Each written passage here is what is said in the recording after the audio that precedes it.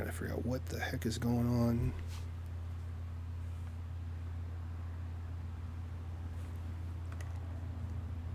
Black here. Mm-hmm.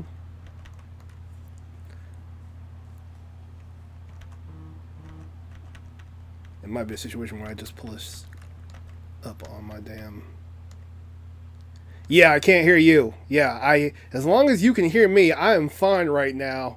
I'm planning to be quiet for the most part. So the signal's coming 60 frames per second, so that's coming. So it's that's going, and YouTube is getting it, so we should be fine with that. Now it's just a matter of me hearing the audio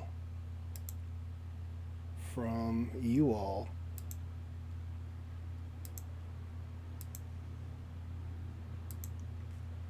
Yeah, if somebody could just like continually play music or something, so whenever this does work, I know I am successful. Let me go to my Zoom real quick. I understand why I can hear. Okay, we got. I think I saw Hamilton playing in the background, so that's a good thing. All right.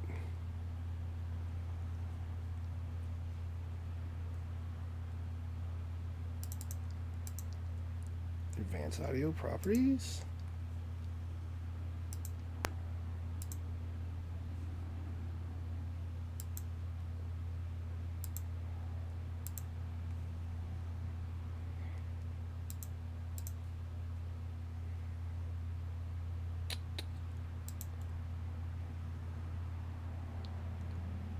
Why am I not getting any input here?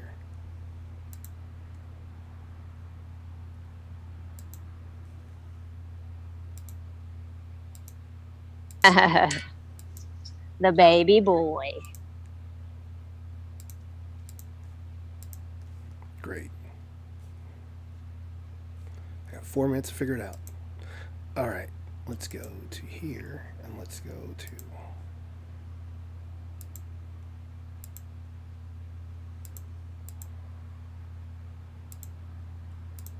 So it's all coming in.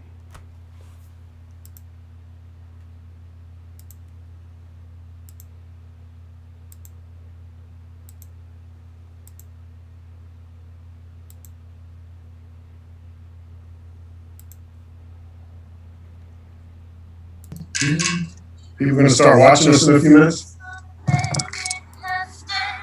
Great. Now I can see desktop audio on the screen. Let me see if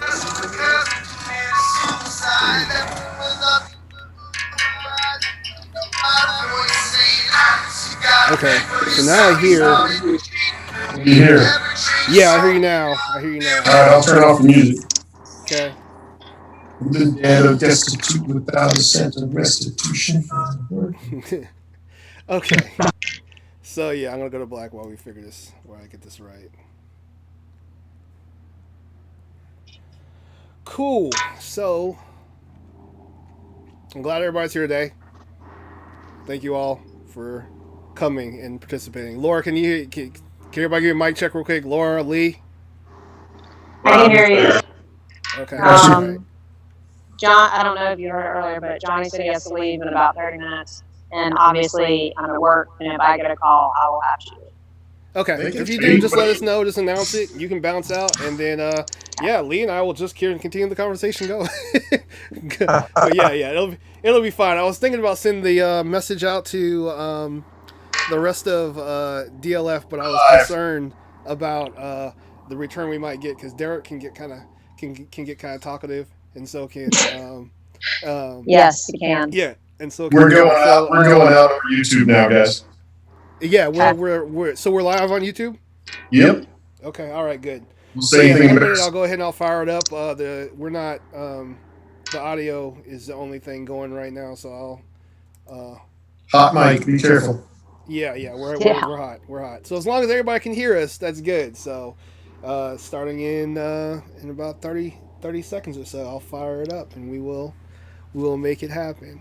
But yeah, no, there are other members of the group who are who are quite vocal. And I may have them calling anyway in the future, but I feel like there needs to be a primer, if you will, prior to us doing that to keep things on topic, because we'll end up talking about aliens and anal probes and all kinds of things before we even get to talking about politics. Um, so yeah. All right, 7. Let's do this.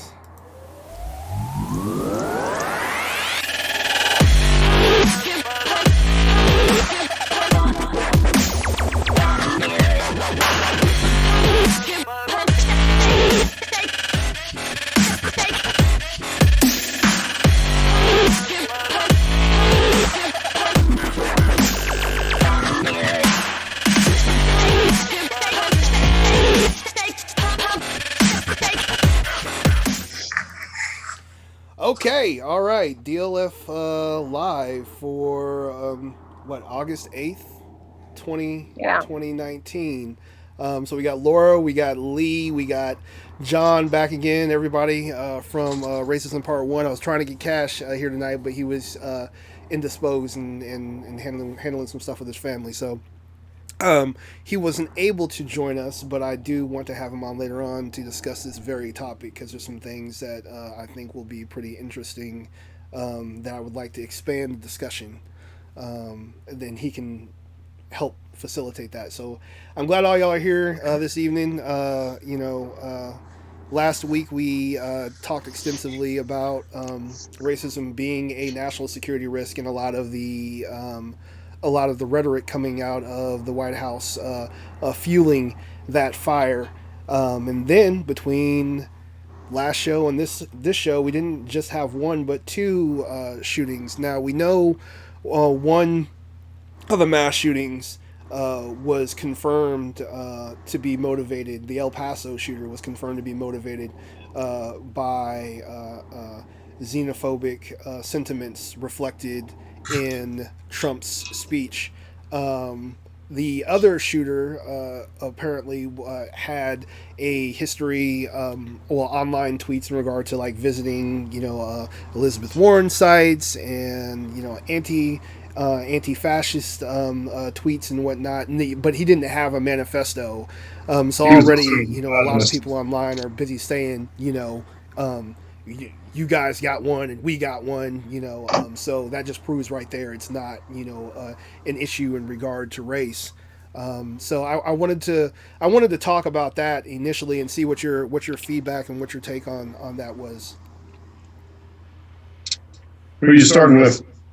Whoever wants to take it. John, you go. You're our guest. Well, it's tragic. It's horrible, and it's I've got a kid going to college next Friday, and it's terrifying to be sending somebody out into the world the way it is right now.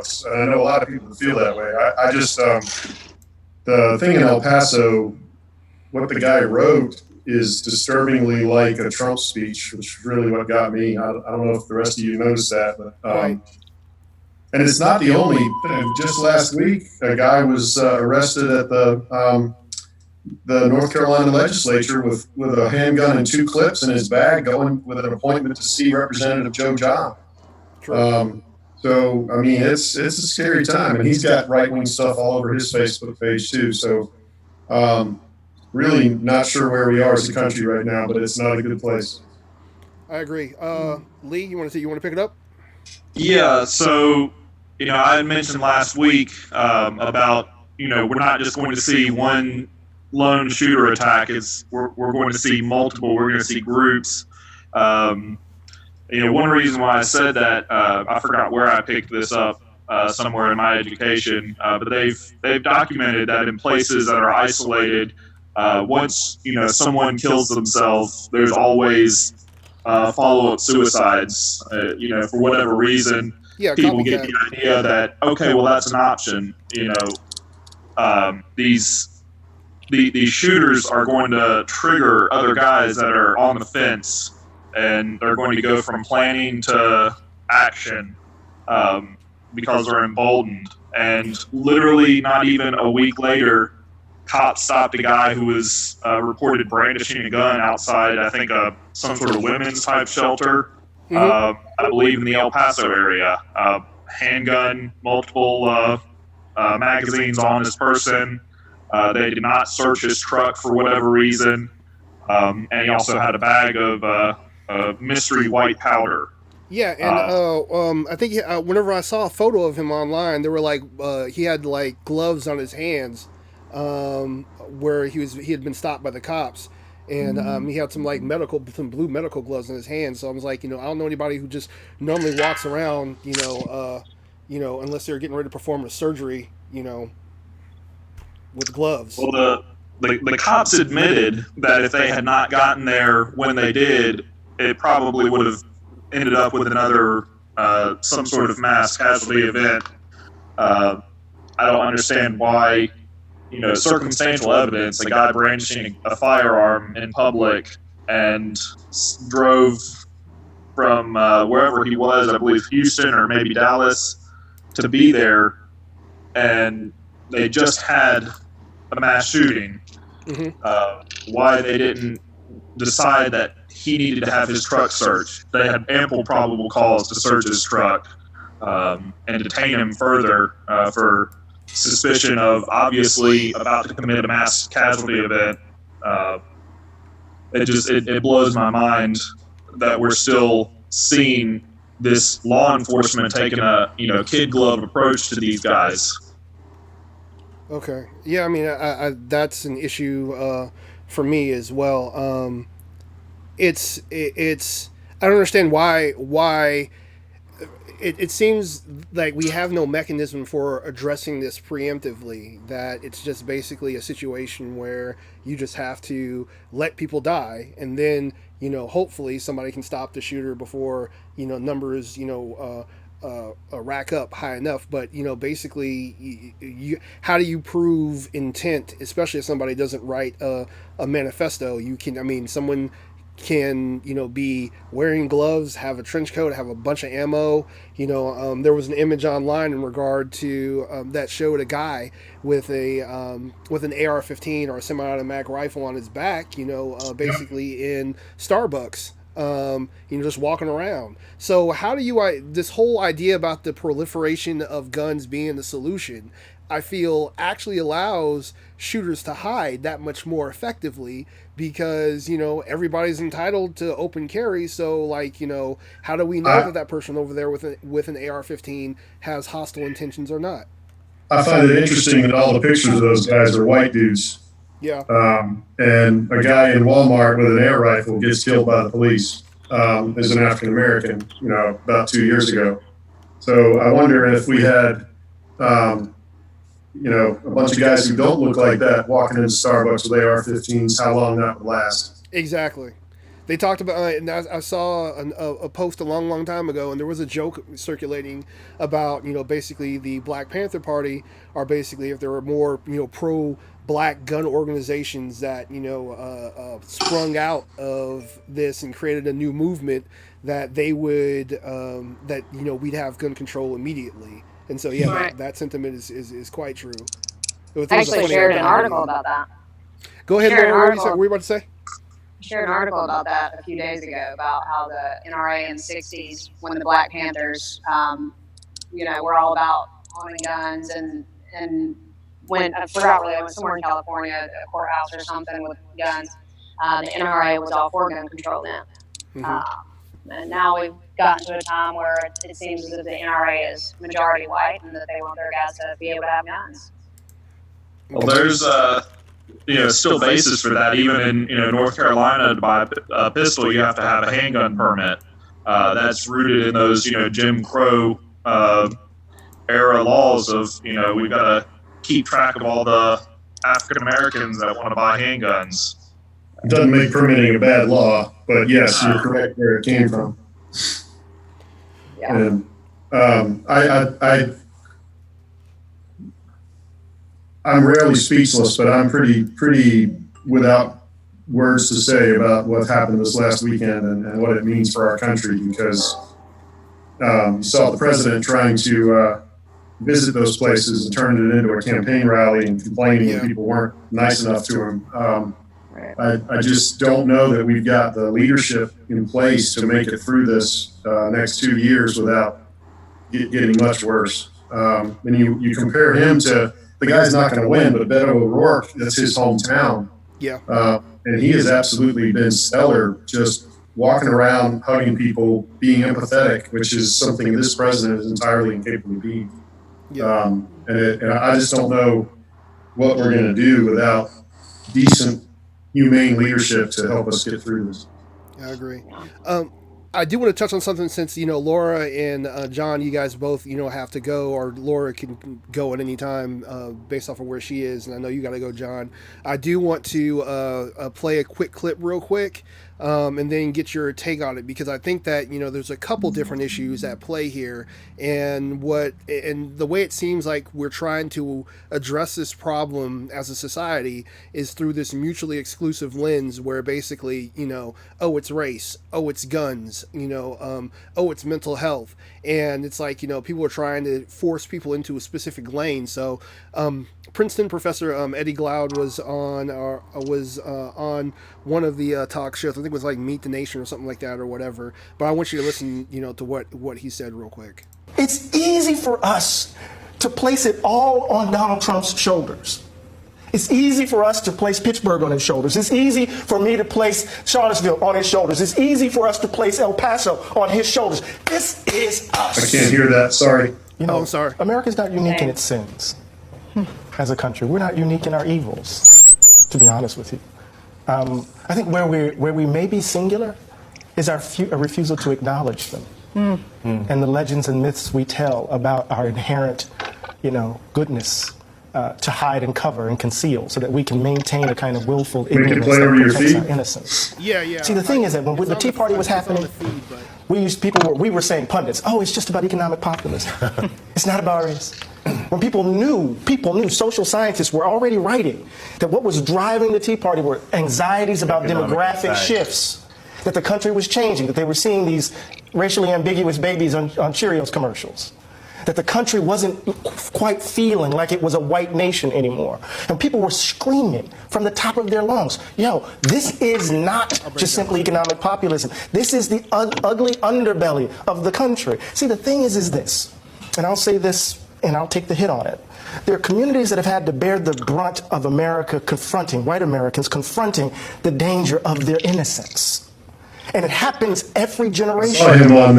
So somehow we have to. He was on the show with Pat McCrory, where Pat McCrory here's another generation. refused to stop saying infestation and invasion. Think about it. That 2-year-old had his which I thought was embarrassing. by two parents trying to shield him Did you from guys being see that? killed. Anytime it's Pat McCrory, it's seldom not embarrassing. As long as I've been on the planet, almost lost her husband. I think I need to start calling this voicemail. Leaving And so what we know is that the country has been playing I'm politics sure he enjoyed that. for a long time on this hatred. probably We know lots of this. So it's easy for us to place it all on Donald Trump's shoulders. It's easy for us to place Pittsburgh on his shoulders. It's easy for me to place Charlottesville on his shoulders. It's easy for us to place El Paso on his shoulders. This is us. I can play it from here. And if If we're that going to helps. get past this, we can't blame it on him. He's a manifestation of the ugliness that's in us. I've had the privilege of growing up in a tradition that didn't believe in the myths and the legends because we had to bear the brunt of them. Either we're going to change, Nicole, or we're going to do this again and again, and babies are going to have to grow up without mothers and fathers, uncles and aunts, friends, while we're trying to convince white folk to finally leave behind a history that will maybe, or embrace a history that might set them free from being white. Fine. Okay. All right. So I let that one play out. I'm sorry, because without the I guess without you being on the monitor, you're only able to see the Zoom thing. But basically, you can watch it after the fact and zoom through and comment. But I'll summarize it. So basically, Princeton professor Eddie Glaude was basically saying that it's easy for us to look at this through the lens of just blaming Trump and blaming Trump alone, and not analyzing the history of racism in this country that fuels actions like this. Now the problem with this approach is that it totally eliminates the motivations behind other shooters that are not racially motivated. This was just one way for one individual to communicate their feelings in regard to mass destruction to a variety of people at one time. But we recognize that there are a multitude of motivations for actions like this. Trump is just basically fanning the flames of this particular incident that happened in El Paso. But at the end, the main reason why I played it was at the very, very end. He states that whites need to come to terms with this issue in regard to race, and the fact that this construct of race is toxic, in that until we're able to acknowledge it as such and put that down, and I'm paraphrasing what he said, but until we're able to put down the construct of race, this is going to happen over and over again. And so, John, you've been very, very forthright. I mean, you guys have all been very, very forthright in regard to, discussing the racial component to it. And I think we've been very, very good at analyzing it or looking at it objectively. But what are your thoughts in regard to, how race plays into this, how the construct of race, facilitates, these kinds of activities? Well, I thought, what I read about, I didn't see the whole speech or the whole, I guess it was a segment on MSNBC where he started talking about this, and where he says that we have to reckon with the fact that what Trump is a manifestation of what's in all of us and in our society. Yeah. And I think that's right. It's kind of like our original sin, and as a country, and then you'll hear people say, "Well, my people didn't get here till the 1890s, so they didn't have anything to do with it." Well, that's not true. You benefited from it once you got here. And I just, it's difficult for folks to say. You end up with sort of people saying, "That's not me. My circumstances are different. I've never been that person, and I don't use the N-word, and therefore I'm okay." Right? Mm-hmm. You're not. We all have to understand. I'm certainly no expert in it and don't know how to deal with it probably myself, but I find myself sometimes in conversations where statements are made about white fragility or where white supremacy is discussed as a context, and I'm like, well, I'm not one of those guys, and then I realize I'm doing exactly what I'm not supposed to do. Mm-hmm. And it's difficult. I don't think anybody should be able to say that it's an easy thing to come to terms with, but it's something that we all need to try to do, especially guys that look like me and Lee. Gotcha. Laura, what are your thoughts? Oh, I agree 100% with what Johnny said. I mean, even I've been in situations where, like him, I've said, well, I'm not that way, and I'm different. And how can you tell, other than actions and speaking out against what you know to be right? I mean, that's the problem, is we don't have enough people speaking out for what is right. And that's how we get ourselves into these kind of situations where you have a pitchfork army going against a certain group of people. Lee? Yeah, I tend to agree with that. I mean, we have, as people who, by no choice of our own, ended up benefiting from the terrible system of institutionalized racism, just not being racist individually isn't enough. We have to actively try and tear down the system that our forebears have built. True. It's also, I think, go ahead. I'm sorry. You got it. Ironic that I'm about to say what I'm about to say, given that I just cut you off. It's important for us to listen more than say. And having been in public office, I've done a lot of reading on leadership and talked to people about it and tried to learn as much as I could about it. And it's very difficult for white liberals in particular to let other people lead. And you know, when you are in a position of privilege and you want to help somebody else, you want to get out there in front and start being a cheerleader. And in fact, what you really ought to do is take a look around, take a few steps back, and let the people who are living the experience be the leaders. And that's in race, that's in gender, and that's in sexuality too. That those of us who are in the privileged position should not be leading others to freedom, so to speak. And I think that's very difficult for people to do. I agree. I think that's the biggest obstacle. I think one of the main issues in regard to addressing those people who have been disenfranchised, or empowering those people that have been disenfranchised, is the I mean, it's basically how we label. It's how we categorize. And while that tribalism is inherent to human existence and has existed throughout civilizations all over the world, we see tribalism in various forms. I really take umbrage, or I have a bunch. I have an issue with the fact that that race is so integrated into our society that we can't extract to, like, collectively, all white people need to come together and have this